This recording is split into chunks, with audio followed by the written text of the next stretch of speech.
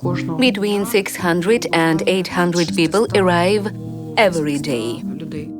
I never thought that my life could turn out like this. I'm the one who has to change for this country, unfortunately. Wherever we are, home is better.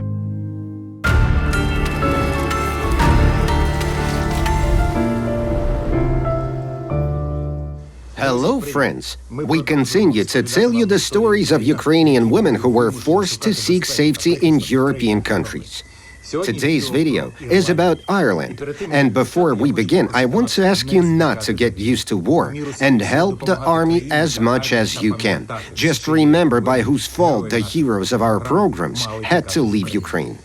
Also, please subscribe to this channel, click like and write a comment to share your opinion. Let's get back to watching.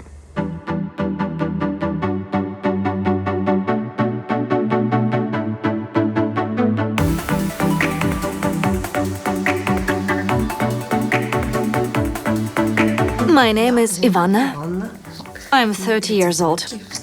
I live in Cherkasy region, the village of Tarasivka. I'm currently in Ireland. Katy was very worried about me, about how I was there, because we had explosions and air raids. We were hiding in basements. And I couldn't leave her there. I had to get to her to help her and get the children. Kathy is my family. We've known each other for over 3 years. We are mothers. I am the mother of my children and the surrogate mother of Kathy's children. I knew that we would always be connected. That was never a question. I remember standing in Ivana's kitchen in Lviv, telling her that she would always be part of my family. And when the invasion happened, I really felt like it was time to prove that, because words, people throw words away all the time. It's actions that matter. And so to be able to put into action and get Ivana here and show her that I meant every word I said and my family meant it.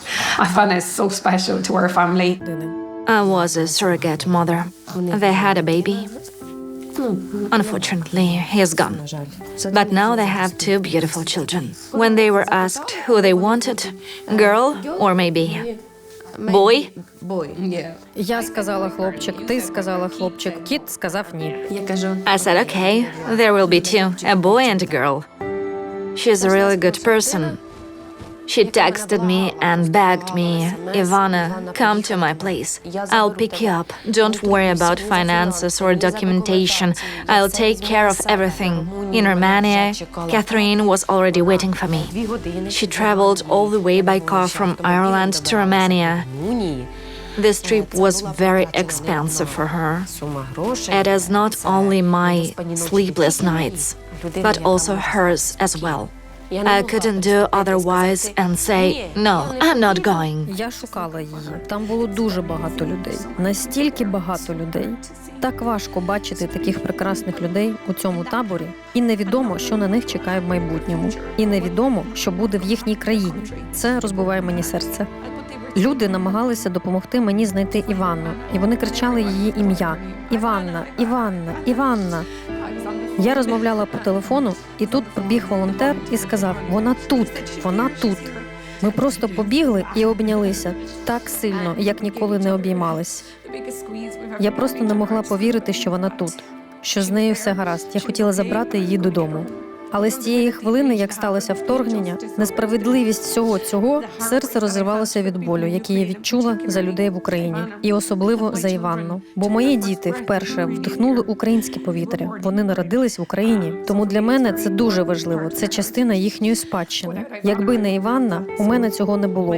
Для мене найважливіше було переконатися, що з нею все гаразд. Я знала, що як тільки вона та її сім'я, хлопчики та Люда будуть у мене, що б не трапилося, з цього моменту вона не залишиться сама. I'm from Ukraine. Now I'm in Ireland. Mom, I'm shocked. My name is Anastasia Kvasnevska. I'm 21 years old. I was born in Poltava. I studied in Kyiv. When the war began and Russia attacked Ukraine, I was in Lviv. I worked and studied in Lviv. I'm also a photographer, and I managed to take some photos which were included in the project We three see Ukraine. I think it's a Polish project, and they asked me for the pictures that I was able to take. The project is that people buy NFT pictures and donate money to armed forces of Ukraine. So I was able to become a part of that at the very beginning and to support Ukrainians the way I could at that time. My second cousin, Yulia, she's helping a lot of people who have been in Poland since the beginning of the month. And she helped me too. And that's why I stayed at her place. But on the bus, when I was driving from Lviv, I saw the news that Ireland opened the possibility of entry for Ukrainians without a visa. And in fact, at that moment, I decided that I wanted to go to Ireland. Firstly, because my English is good, I can achieve my potential here because I know the language, I have a good work experience, and I can be useful to people.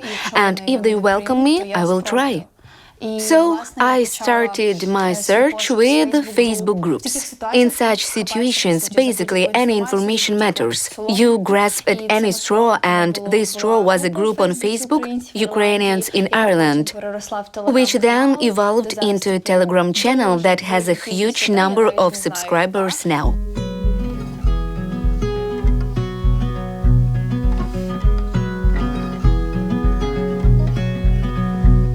I'm from Kiev.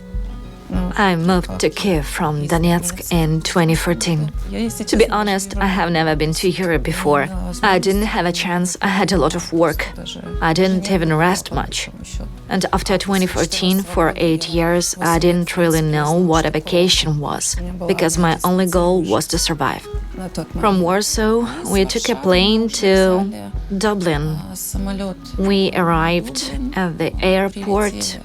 When we arrived, it was the second day that this organization started to work at the airport, which was distributing people to hostels and issuing PPS numbers. Around 8 p.m., we were brought here to the hotel and were immediately checked in. We were greeted very warmly and very cordially. The team and the management of the hotel are amazing. My name is Marina. I'm 44 years old. I'm from the Zhytomyr region, the city of Korostyn. In peacetime, I traded. I've been a private entrepreneur all my life. When we crossed the border, we were completely taken care of. There was a coordinator who told me which stand to apply to, what to do, what to say, what to fill in. We had all the paperwork done in no time. The volunteers helped us to take our bags to another room where we drew up all documents for PPS for the children and for us. The children were fed, there were sandwiches and everything. We didn't wait long, maybe 2 hours. That's it. Then a taxi came and brought us here to this hotel.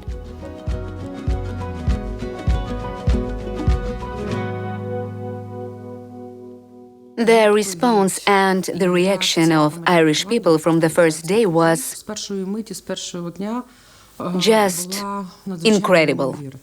We received such an enormous number of calls, emails from just ordinary Irish people expressing their words of support, offering their help to host Ukrainians. The Prime Minister of Ireland immediately said that they are ready to welcome and to provide the best conditions for Ukrainians. We were talking about up to 20,000 people.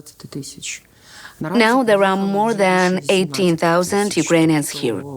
600 to 800 people arrive every day. They live in hotels, but it's temporary. A selection of permanent housing that will be provided for a period of 12 to 18 months. It has to meet many requirements. We are constantly in contact with our Ukrainian community. and the Ukrainian community responded immediately. The Ukrainian businessmen opened, as you know, the Polyanitsa humanitarian center. We work closely with them. They deliver humanitarian aid, for example, what the embassy receives, in particular, medicaments.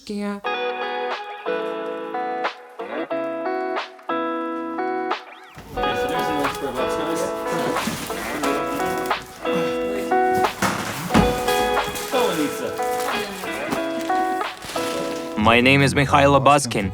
We work in a crisis center here. We've decided to get together with some volunteers to help Ukraine and Ukrainians who are fleeing the war to Ireland. Over the last month, we have about 50 people who work in the center or help the center to operate.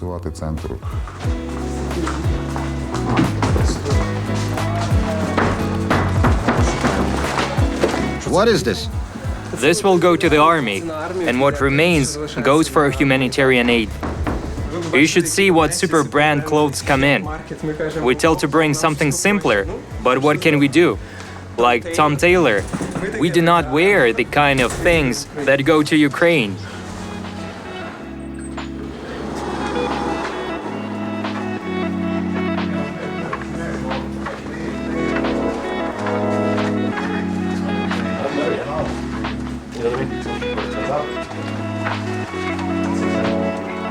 Good evening, we are from Ukraine. We said that in lots of places. These stores where we needed to buy something very quickly and let them know that we need something specific. We go to Hobby Airsoft and say, "We are your favorite Ukrainians." They say, "Give us the numbers of uniforms, we know everything."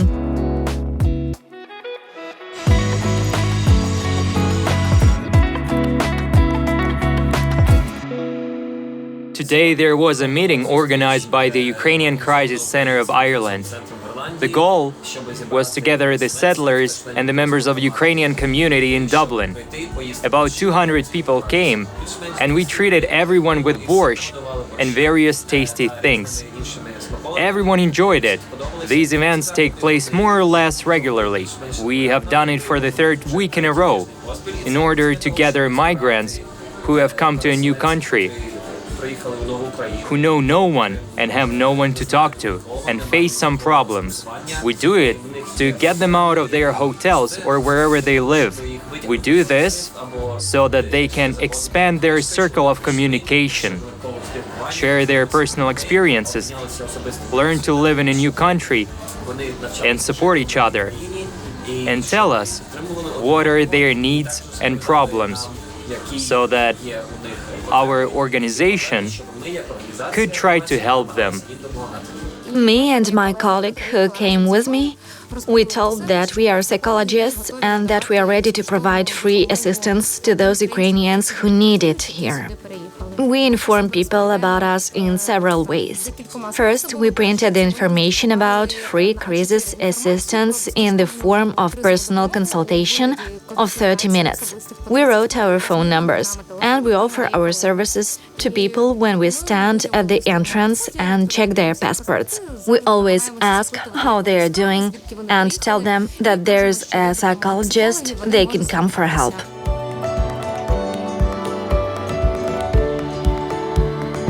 I work for an IT company, and I've been very lucky to work for them considering how supportive they were in terms of evacuation and just providing moral support.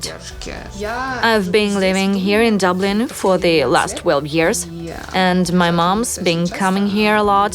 My son is 6. How do you feel now in Ireland? I feel a little different. And in 2023, it will be 10 years as I come here. This is my daughter's house. I do not feel like a refugee.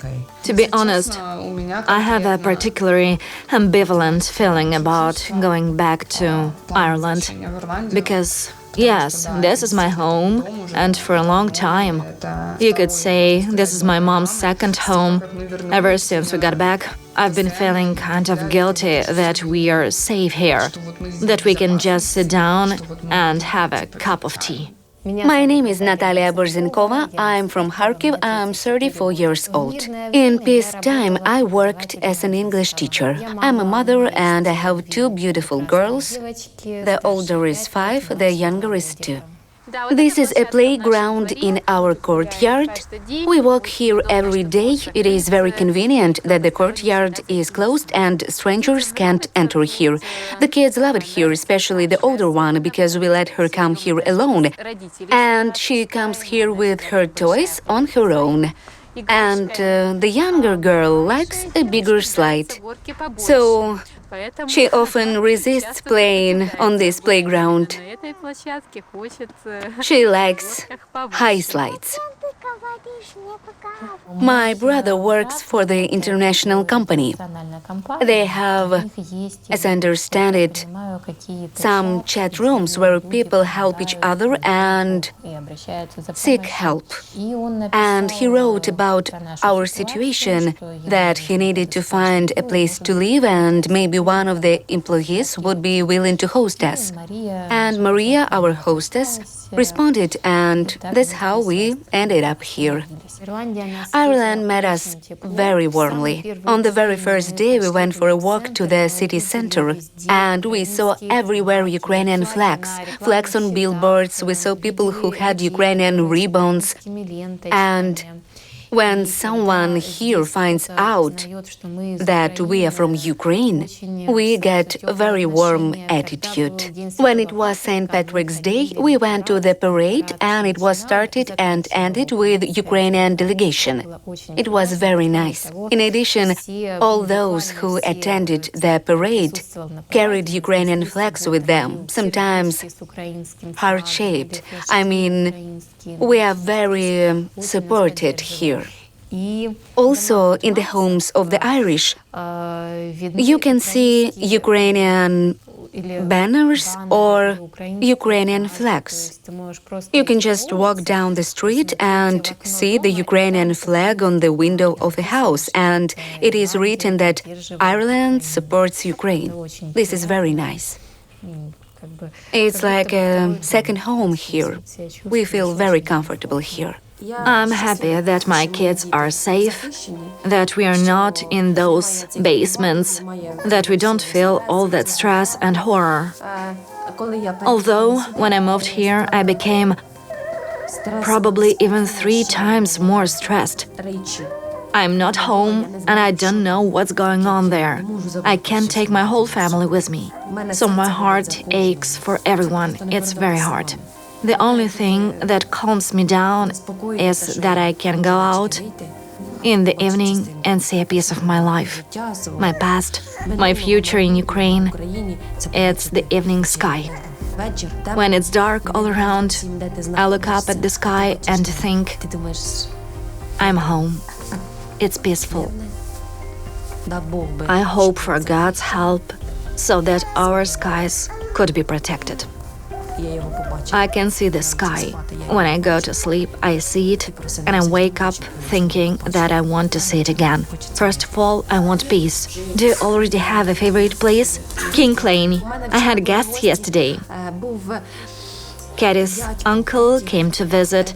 He is a wonderful man. He doesn't know Ukrainian, and I don't know English, but we talked like best friends. He brought a present from my favorite place, since he used to work there. This is the place. I've been there before. I really liked it. It's winter. Who is the artist? Artist Joanna Murphy, friend of the family. Very good. And spring for Kathy. For me. This is a present that arrived for you. Yeah? Everybody is trying to make you feel at home. Look, Ukraine. Yes, it's Ukraine. So I'm going to show you Russian boys. Other artist painted. Yes, how the Irish artists see you. What you will become when we win this war.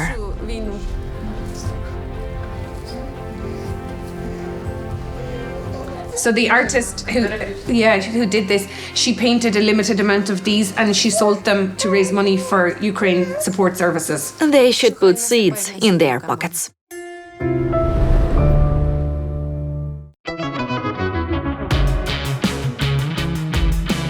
When I arrived here, Catherine and Adam picked me up at the airport and brought me to the center of Dublin, which is a little different from the conditions Ukrainians live in when they have nowhere to stay, because they are taken to hotels.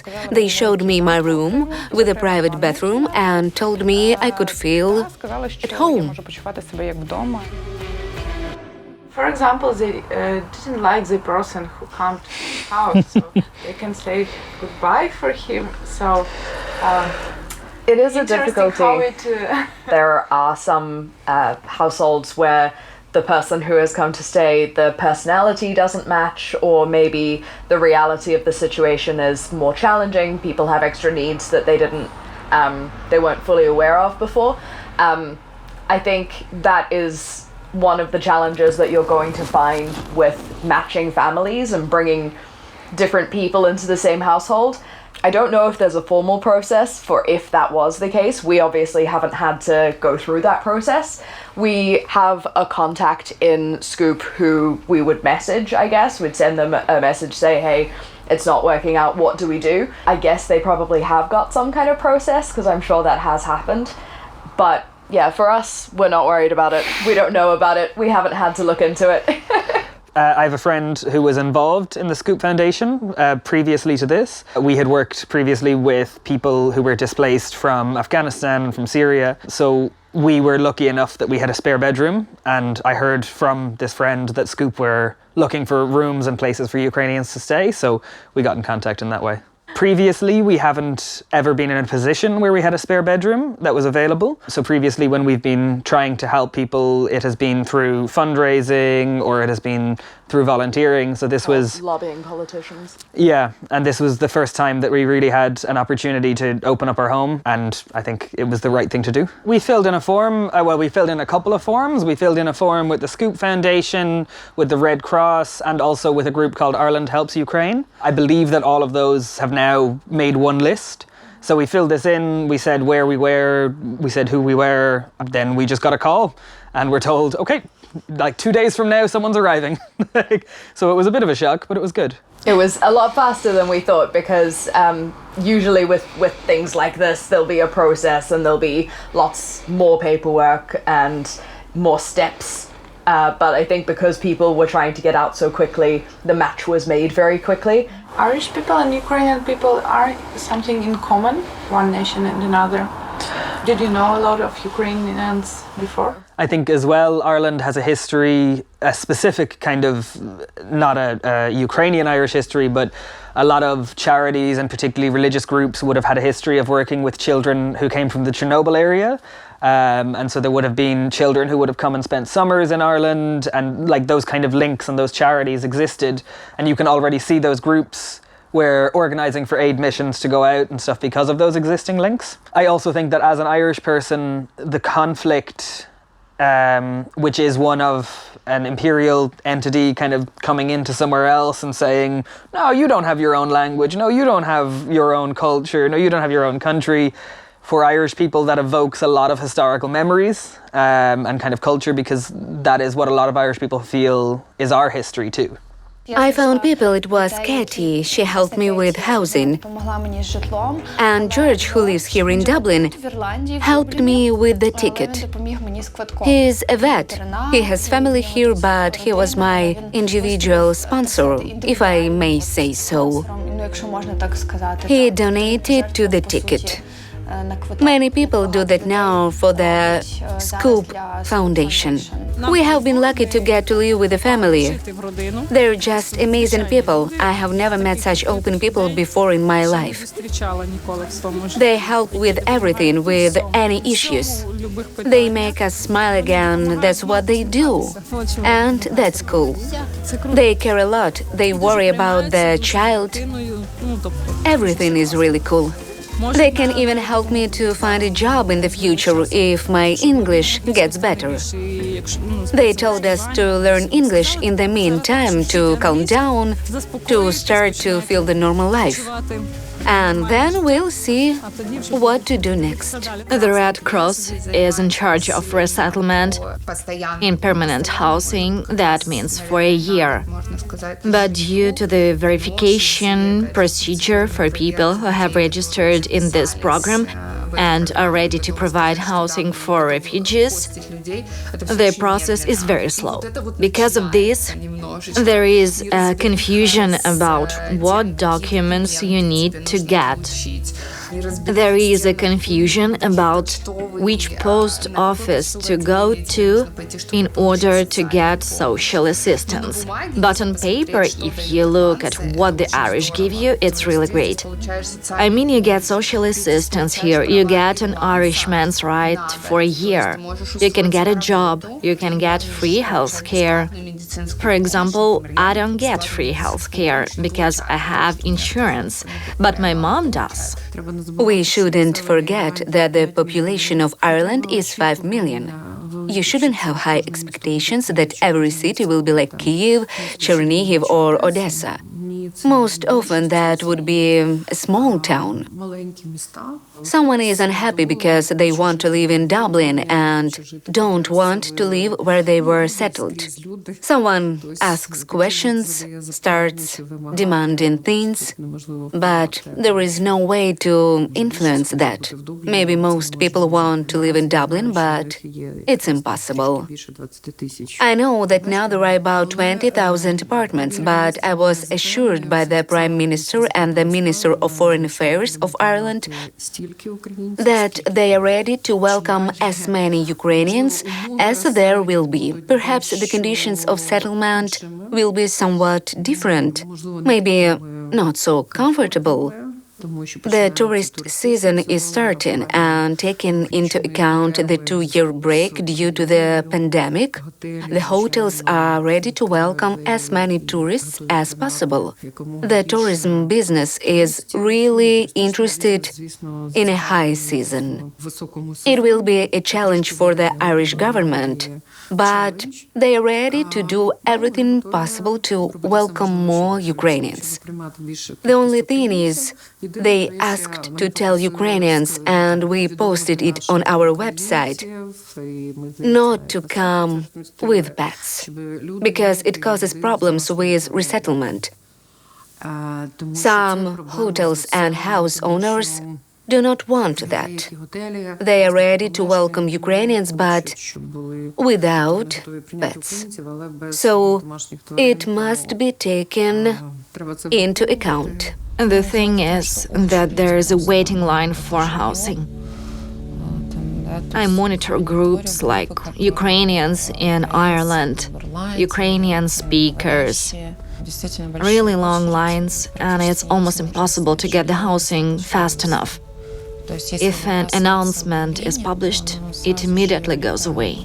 We were looking at the cost of housing just for our understanding. A room with one bed costs from 600 euros. 600 and more. The price of a whole apartment or a house is from 3,000 euros. Bigger. I mean, it's something bigger. Utility services turned out to be quite cheap, by the way. But now I think all this will change. The price for electricity has already doubled. Gasoline prices are just. We came from Ukraine, and I looked at these prices, 2 euros per liter. The cost of utility depends on the energy efficiency of the house, on how warm the house is. It's possible here that you're heating the house in summer and you're still cold because the walls are from cardboard. Well, let's say for 2 months for hot water, I paid about 100 euros. And for electricity, also about 100 euros. But now the price of both should double, because the one thing is gas and other thing is electricity. 200 euros for 2 months, so 100 per month. We don't pay for cold water here. Mobile internet is quite cheap, 20 euros per month for unlimited. And everything is included. You don't pay for anything else.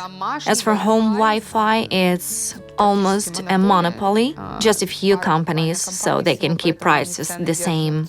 1 gigabit and cable TV will cost 100 euros per month. Without cable TV, it would probably be just 70 euros per month, which isn't that expensive comparing to America, for example. What I recommend at Ukrainians who come here is not to expect any miracles and comfort. I mean, you have come here, and in Ireland, there's already a housing crisis. You need to understand how you can be useful in this society, because there is a huge drawback in several industries. The beauty industry, the hospitality industry, I mean, hotels, restaurants. So, those spheres where the level is not very good, and there is a big shortage of people due to the fact that they can't get the work permission. We receive a lot of job offers for newly arrived Ukrainians. For our part, we work with the school council, what's called Teaching Council of Ireland, as well as with medical council to ensure that our teachers and doctors who speak English can get a license as doctors and teachers. We work on all fronts to make it easier for our people to get access to qualified jobs. There is an official website from the Irish Embassy and the Irish Crisis Center where they put together all the information they receive for Ukrainians. There you can find a special section on employment, a list of sites you can go to, and look for job offers available in the city where you are. There are also several Telegram channels, for example, Vacancies Ireland, Ukrainians in Ireland, where sometimes people post job offers like, this hotel needs a maid. The salary is like this. Come here, call us, or send a message. If you want to find a job in Ireland, you need to speak at least basic English and have a PPS number, which you get when you apply for temporary protection in Ireland. A PPS number gives you the right to work, the right for medical treatment, and education. It is like a multi-passport for you in Ireland. You cannot get a job without it. I personally wasn't looking. I am a sports rehabilitator, and when you treat a person, you have to be healthy yourself. In order to help a person, you have to be healthy, emotionally and physically. I can't treat anyone right now. I'm not even allowed to touch anyone. I can teach. I formed a dance group for girls here in the hotel on the volunteer basis. Mostly children attend, but still, it is something to take my mind off basic routine. This is how it is for the moment. There are many job offers, but you need to know English. We're taking classes now. We are learning. Here in our hotel we have a girl who speaks English. On the third day, she got a job. She cleans in some other hotel. We have applied to the labor office. They promised to help us to get a job. You have to go for an interview. Then it depends on the employer whether they like you or not. Tomorrow my sister and I are going to a restaurant. The tourist season begins and there is a need for kitchen workers, cooks and assistants. Tomorrow we go to an interview. We do not know whether our level of English will meet the requirements. I also looked for a job as a florist. They gave me contacts. Here there is a florist shop on our street. They also need either a florist or an assistant florist. I don't know. We'll see if I could be useful there with my level of English. What's the salary? Well, local people told us that it's minimum 10 euros per hour. And today I read an advertisement that workers are needed to clean hotels, cafes and restaurants, and the salary is 12 euros per hour. Today is my debut. I'm going to my first English class. It's free. Kathy and her friend Maria helped to arrange me to school. And the time is perfect for me when the kids are in the school and I can go to English class with my baby. You get the kids ready for school in the morning, and then what do you do? And then I take care of Lyudmila all the time. Diapers, baby jars, cartoons. Then I have 2 hours to relax, take a shower, or cook something to eat. When I came to Dublin and started settling in, I wanted to be useful and help. I contacted Katie directly. I offered my help in translation, in coordinating. Katie agreed, and now I help Ukrainians to come here and get everything they need. I make sure they get here safely and settle here in comfort. As a volunteer? As a volunteer.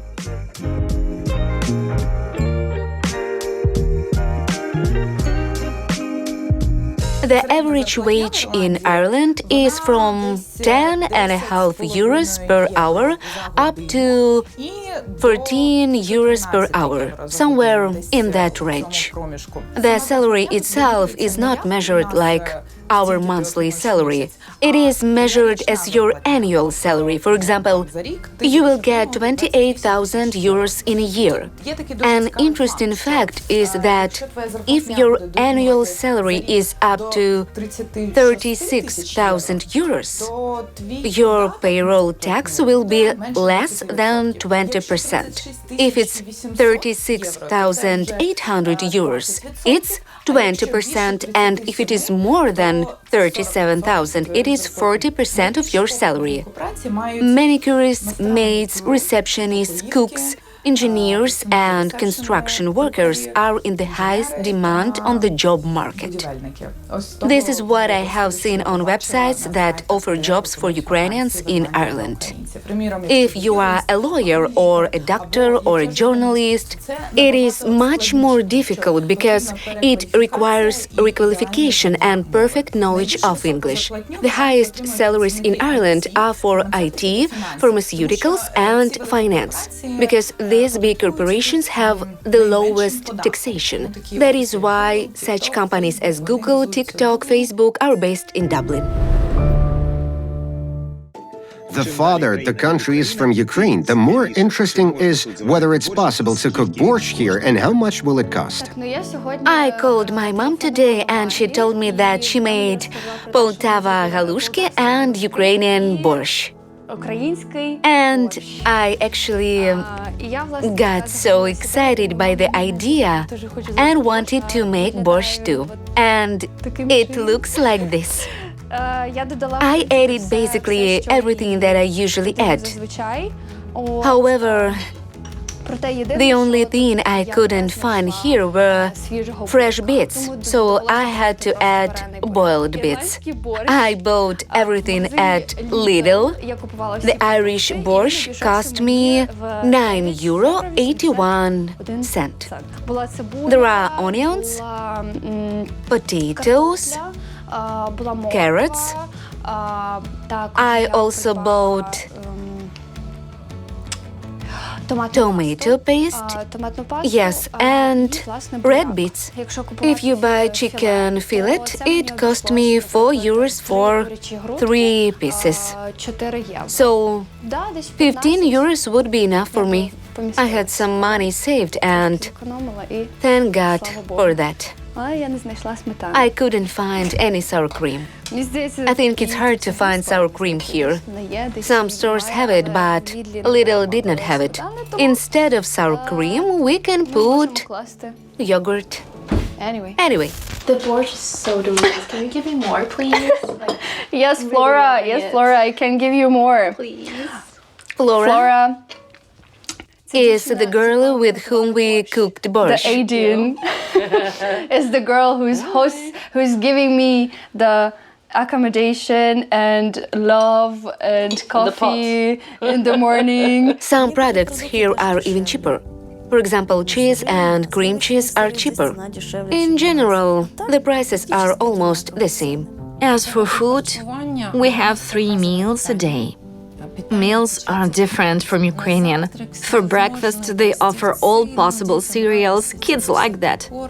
They drink cold milk. It was interesting for me that they do not heat it. For breakfast, they make toast with butter and jam. That's their breakfast.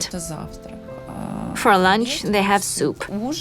Dinner is something we can't miss, in our case, because there is meat. Yes, they cook quite a lot of meat. Most of the time it's cooked in butter. Pasta with cheese and sauce and lots of fat, actually. This is not really typical for Ukraine. It's a little bit heavy. If you correctly allocate your budget, then I think for 80 euros you can have a good lunch, everything you want. For us, girls, I do not know what about men, of course. Probably it's a little bit more difficult. It's an expensive country, yes. What is clearly different here and so a little surprising is the opening hours of stores, parks, and cafes. If in Ukraine almost at any time you can go to the store and buy something you need, here there is no such thing. Here the stores will be closed at 5-6 p.m. The parks, even the playgrounds, are closed at 6 p.m. It's unusual. You can get used to it. It's not critical, but it's something that's clearly different. Kathy enrolled my kids to local school. Serhiy went to 2nd grade in Ukraine, the same here. This is not the case with Oleg. In Ukraine, children go to school from the age of 6, and in Ireland from the age of 5. Irish people buy school uniforms for their children. For us, it's all free. Do they study in English there? Yes, they have individual lessons with the teacher. I went to the school to get introduced to the teachers. The school is very big. There are a lot of classrooms. We are used to one corridor and classrooms. And they have everything so organized, very interesting, especially for children. It's very important that our children have free access to high school, to medicine. I joke that we diplomats are in worse conditions than newly arrived Ukrainians because for us, medicine is not free. As for kindergartens, the situation is much worse because there were not enough kindergartens even before the arrival of our people. Most kindergartens have always been for a fee, so there is a problem with them. And whether it will be solved is a big question. When children go to kindergarten, they are taught everything that is necessary. For school, I mean. They teach them to count, to write. My Oleg didn't know anything. But 2 weeks later, he came home and started counting in English. I can only count to 10. I was shocked. I mean, the adaptation is going well. What did you promise me? To be a good boy. Okay, go. Does your daughter go to school? Yes. You've arranged everything. Yeah, it's been 3 days from Monday. How did you find it so quickly? We just went to the headmaster and that's it. They said we could go to school from Monday. Today we were given a school uniform. Today we... Yeah, I'm a lady now. Today she played Irish football for the first time. so excited about that. The children were taken care of very well. I'm talking to my friends and comparing to the countries where they have gone to. The Irish people have been truly amazing. Children were taken to different schools and have already been assigned to classes. Children like school very much. The oldest son is in Ukraine and 2 girls are here. The older just turned 17 and Dasha is 10 years old. If they could speak English, they'd be straight-A students here and they'd be wunderkind. The program here is about 2 years behind our school. My older daughter Lilia says she knows the whole school curriculum. She says they studied it in 9th grade in biology, chemistry and mathematics. I want them to improve their knowledge of English so that they can return to Ukraine being excellent students in English. I regret that I'm 20 years old and I can't go to Irish school. The curriculum here is very different from Ukrainian one. Perhaps it is a little slower, they spend more time on some topics. Our Ukrainian program is very hastily ahead. The 3rd grade program in Ukraine is like the 6th grade program in Ireland, really. Secondly, they have a lot of lessons that we don't have in Ukraine, like home economics, they cook food, they learn how to run a home, which is really cool. They have a lot of sports activities, they play volleyball and a lot of other things. I'm Ukrainian, and I have to live in my country. After the war, things will get better, and we will live better than in Ireland or Spain and wherever our people are. Wherever we are, home is better. It's very nice here, people are very kind, but still my heart and my home are there. I miss home very much. There I have my parents, my brother, my beloved husband, my house, my work. Of course, I really want to go home, to return to work. I miss our people, I miss our Ukrainians. You feel when it's yours, native. You can't just go to another country and say, oh yes, that's my mentality here. I have never had such a thing anywhere in any country. I'm the one who has to change for this country. Unfortunately. Many of my friends are now serving in the army and fighting in Ukraine. They text each other, they say, come back and do not forget to bring Irish whiskey, we will celebrate.